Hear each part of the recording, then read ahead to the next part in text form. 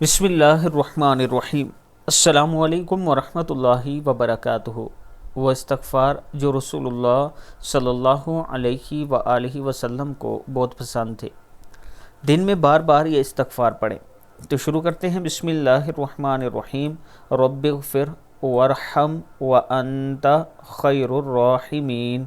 या रब माफ़ फरमा और रहम फरमा, तू सबसे बड़ा रहम करने वाला है। फिर है अस्तग़फ़िरुल्लाह रब्बी मिन कुल्ली ज़ंबिन व अतूबु इलैहि। मैं अल्लाह से हर गुनाह की माफ़ी मांगता हूँ और इसी की तरफ पलटता हूँ। फिर है अल्लाहुम्मा अग़फ़िरली वरहमनी। ए अल्लाह मुझे माफ़ फरमा, मुझ पर रहम फरमा।